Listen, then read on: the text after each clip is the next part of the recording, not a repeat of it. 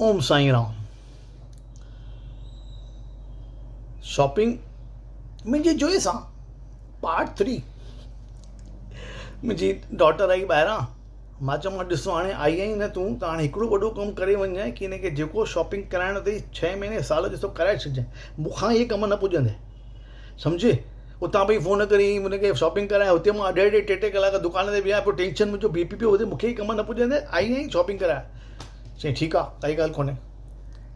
त चऊं असां मॉल में था वञूं। बेटा मॉल में भले हलो, मॉल में मूंखे वरी थोरी शांती थींदी। छा थींदो मॉल में, छा आहे उते उहो मालिक थोरी ॾिसे थो छा था कयो था। 10 ड्रेसूं पायो, 15 ड्रेसूं पायो, वठो न वठो, पाए करे सेल्फियूं कढायो, कुझु बि कयो। मॉल वरी बि सेफ अथव, हुन में छा आहे असांखे का टेंशन न आहे, असां पासे में किथे साइड में। पर अॼुकल्ह मॉल में दुकान में वेहण जी सीट बि न रखंदा अथव, एॾी मुसीबत अथव। हलो, मां चयो मूंखे वठी अचो, त हलो तव्हां पाण में ॿई वञो न। चई न न न न न तव्हां हलो तव्हां हुते खपे ईअं कीअं, त घर वेही करे छा कंदा।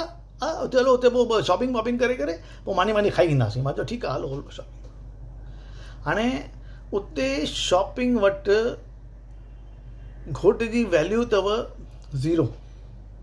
असांजो ओपिनियन डज़ंट मैटर। उहो भई पाण में हाणे जीअं जो शॉपिंग जी प्लानिंग कई अथऊं न, पोइ हितां घर मां निकिता आहियूं ऐं वापसि अचण ताईं सम्झो मां एग्ज़िस्ट ई नथो थियां। पाण में ॿई ॻाल्हाईंदियूं, हीअ कलर वठंदासीं, हीअ कंदासीं, हू वठंदासीं, हुनजो कलर सुठो न, हुन फाटी त हू पातो, हुन ही पातो, असांखे हीअ ॾिसणो आहे, असांखे हू ॾिसणो आहे। मां त हिकु ड्राइवर कार खणी करे हलियुसि, उते मॉल में गाॾी बीहारी।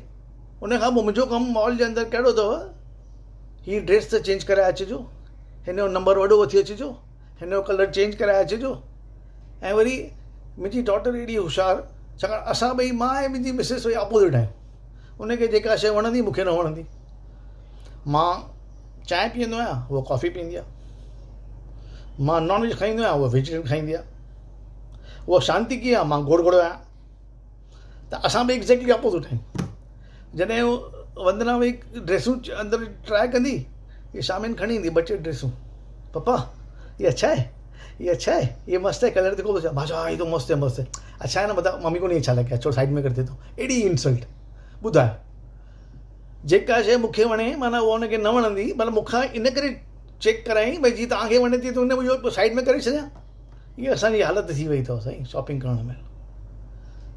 सिर्फ़ु क्रेडिट कार्ड जो बिल असांखे भरिणो आहे, थेलियूं खणी करे घुमणो आहे ऐं कार ड्राइविंग करणी आहे।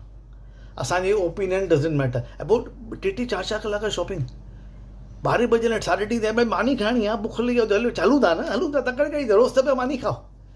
हिकु ॾींहुं लेट खाधो त कहिड़ो फ़र्क़ु थो पए। वैल्यू ई कुझु बि सफ़ा 0 वैल्यू, सफ़ा काढी छॾी।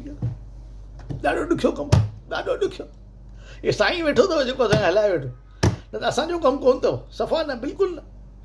ओम साईं राम, ओम साईं राम, ओम साईं राम।